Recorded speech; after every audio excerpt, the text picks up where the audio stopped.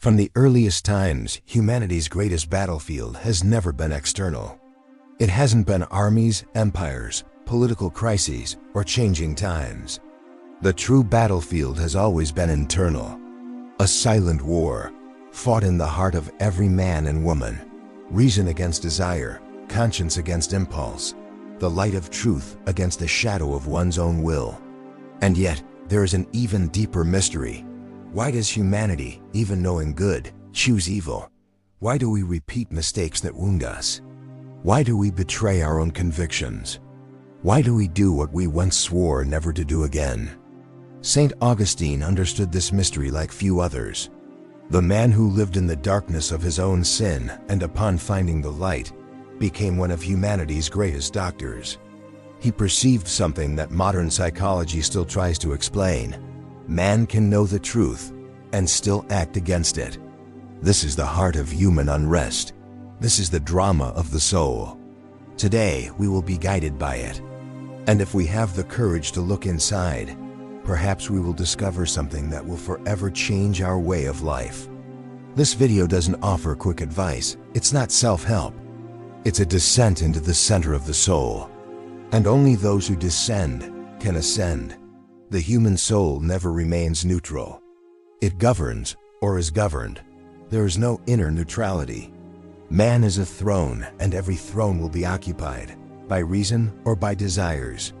According to St. Augustine, the human being is composed of three main powers: reason, which sees the good; will, which chooses; and desire, which pulls downwards.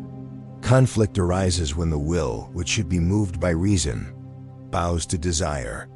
St. Thomas Aquinas would say centuries later, the will is wounded by disordered appetite. Psychology will call it cognitive dissonance. The Desert Fathers will call it logismoi, thoughts that distort the soul. We simply call it self-deception. Augustine, before his conversion, knew what was right. He understood Christian morality. He admired virtue. But he said in his Confessions, I prayed, Lord, make me chaste and continent. But not now. He wanted good, but he didn't want it enough. And that's the point. Evil doesn't win by force, but by voluntary desire. Today, this mechanism repeats itself. We know we should go to bed early, but we scroll until dawn. We know certain relationships destroy us, but we go back.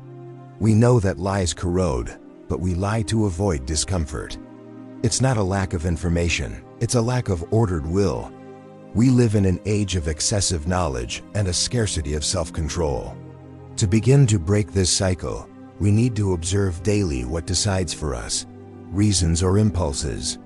We need to identify when the will is yielding to immediate pleasure. And before each choice, ask, does this make me freer or more dependent? The human heart is a workshop of idols. When God is not the center, something takes his place. And that which occupies the center dominates. For Augustine, evil is not a substance. It is the absence of good, a disorder, a misdirected love. My sin, he will say, was to love not God, but creatures. Instead of him, our inner psychology is shaped by what we worship. And worship here is not religious cult. It is existential priority. Who is your God? Where is your hope? Where are your thoughts when nothing compels you?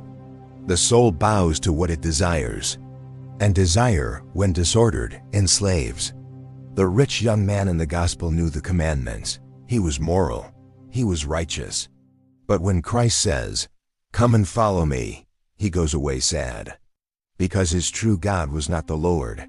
It was his possessions. Today, the idols have changed their names. Productivity has become salvation.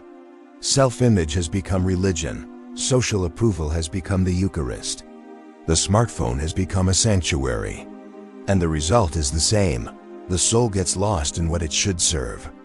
To break free from this, it is necessary to identify what we most fear losing, because that is where our idol lies. To ask, if this were taken from me, would I still be myself? And to rearrange our loves, God at the center, the rest in its place. Freedom without discipline is merely a fancy name for slavery. Modern culture says, do whatever you want, but wisdom says, whoever does everything they want can no longer want what they should. Augustine would say that sin is not freedom, but the loss of freedom. The will has become accustomed to evil. It has taken root. It has created chains. Modern psychology would call it neural reinforcement. Spirituality calls it addiction. Both say the same thing: what you repeat defines you. Augustine describes sin as chains he himself placed on his own wrists. And when Christ freed him, he realized that true freedom requires discipline of the soul. Today, we are free for everything, but incapable of almost anything. Free to consume, but incapable of concentrating. Free to speak, but incapable of listening. Free to love, but incapable of remaining. Freedom has become escape, and escape has become a lifestyle. The answer lies in establishing limits that save us from ourselves. Making habit an ally. Discipline is the shell that protects the fruit of the will. And saying no to yourself every day, even if it's over the smallest detail. That's how strong men are born. Up to this point, we have seen how desires disguise themselves as reason, how the heart fabricates idols, and how a lack of discipline corrodes freedom. But this is only the beginning. Now we enter deeper territory, the place where the soul struggles, alone, before God. Grace does not violate freedom, it heals it. God does not drag anyone towards good. He invites, He whispers, He offers His hand. But the decision is still ours. Augustine said that the human soul is wounded. The fall affected not only the body, but the capacity to choose. Grace is like a doctor who heals the wounded limb. After the healing, he can walk again. But he needs to want to walk. Augustine was conquered not by force, but by God's patience.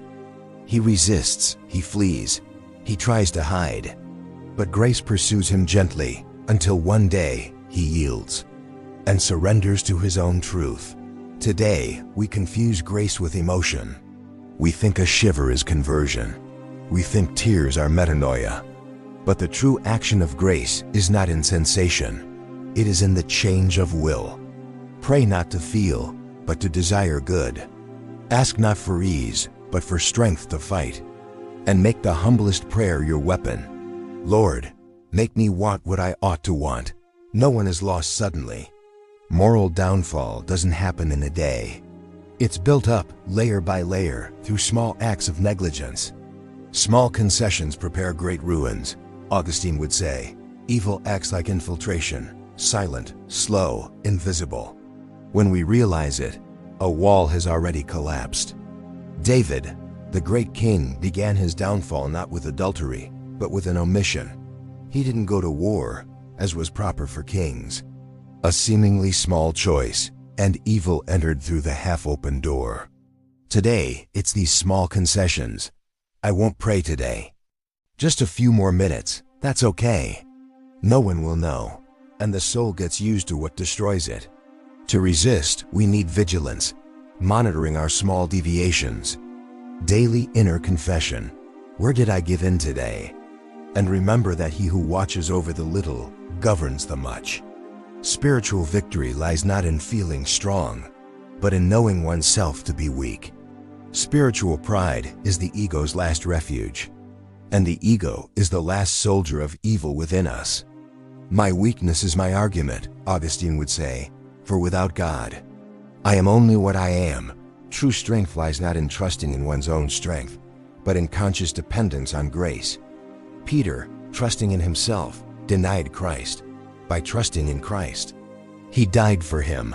Self-affirmation does not heal the heart. Inner truth does, and it begins with this phrase, I cannot. Do it alone. Create an inventory of your weaknesses. Name them without fear. Here I fall. Here I lie. Here I run away. Here I am small. Humility does not humiliate. It liberates. Ultimately, why do human beings know good and do evil? Because knowing good is the task of reason, but wanting good is the task of the will. and doing good requires discipline of the soul, assisted by grace. Augustine teaches us that the soul without discipline is lost. The soul without vigilance becomes enslaved. The soul without God becomes disoriented. But he also teaches that grace heals, that truth liberates, and that love orders inner chaos. The greatest human achievement is not success. It is self-governance. Late have I loved you, O beauty so ancient and so new. Behold, you were within me, and I was outside. Saint Augustine. May this video not end with you. May it accompany you as a question. What part of me still chooses evil, even knowing good? Find that part. Look at it without fear, and surrender it to Him who can make all things new.